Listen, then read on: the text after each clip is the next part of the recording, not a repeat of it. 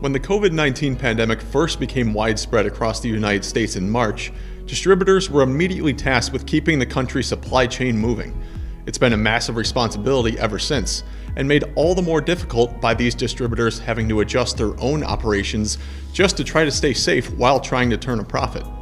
Throughout the spring and even into the fall of 2020, headlines from publicly traded distributors and suppliers frequently were led by announcements of cost-cutting measures that these companies had to take, at least temporarily, to ease the financial burden of operating in this new environment. This included salary and compensation cuts company-wide, furloughs and hiring freezes, and even the divestment of less profitable business units. The degree of difficulty this has presented was illustrated in the results of a new survey Industrial Distribution conducted in October, where we polled nearly 100 distribution executives and managers about how the pandemic has impacted their operations and technology usage. In ID's survey, almost 77% of respondents said their company was evaluating new cost-cutting measures as a means of combating sales slumps. Cost reduction can take many forms for distributors, and sadly, these often apply to labor. Asked to choose which cost-saving measures they've taken or are considering, 37% of our respondents picked job cuts, while 28% picked salary cuts. But somewhat surprisingly, those weren't even in the top two options chosen. The most popular cost-cutting measure selected was negotiating with suppliers on price, terms, or inventory issues, chosen by 57% of our distributor respondents, followed by reevaluating supply chains at nearly 40%. A quarter of our respondents indicated they've taken or are considering other cost cuts in the form of decreasing hours, overtime, capital spending, and non-essential spending, as well as streamlining redundant operations and using e-commerce as much as possible. Distributors have been notoriously slow when it comes to adopting technology compared to the B2C world. But if there ever was a time for distributors to pick up the pace, a global pandemic that has caused a massive slowdown in general business activity is certainly it. We asked our survey respondents if COVID-19 has accelerated their plans for technology adoption, and more than 61% said yes. It's unfortunate that it often takes such dramatic economic events to spur the distribution landscape into action, but it appears that the pandemic has served as a wake-up call nonetheless. So what kinds of technology are distributors planning to invest in? We asked this in our survey, but left it open-ended. The most popular write-in answers centered around e-commerce, with a fairly even split between acquiring software to start such a platform or investing more funding into an existing platform. Remote working tools was another frequently mentioned technology, along with virtual meeting, training, and demonstration platforms.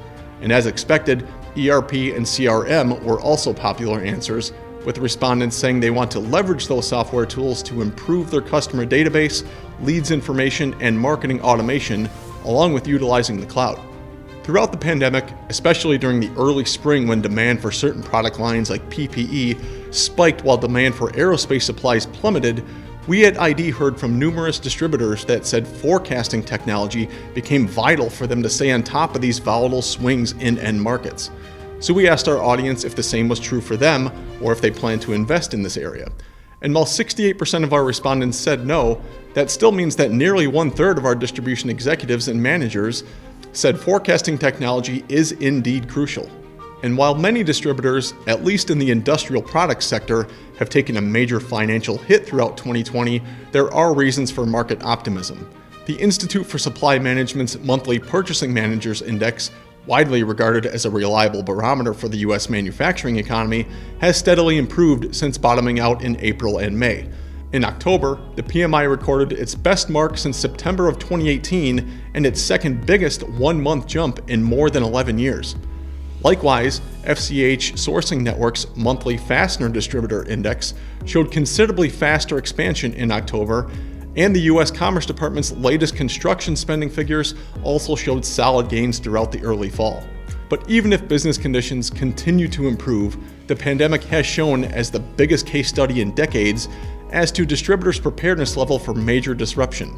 Its scale is unprecedented and reveals just how important modern technology is when navigating times of uncertainty. Plenty of major distributors have struggled to adapt to current conditions, and I have to assume it's even harder on the thousands of small and mid-sized companies that comprise the vast majority of this market.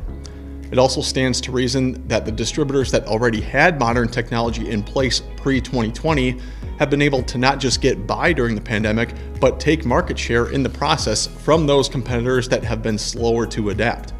Perhaps the one positive the distribution sector can take from this pandemic is that it served as a much-needed wake-up call and call to action for adding or upgrading modern technology in their operations. Be sure to check out part 2 of this video, where we explore more exclusive data from our survey and what it means for distributors navigating pandemic impacts.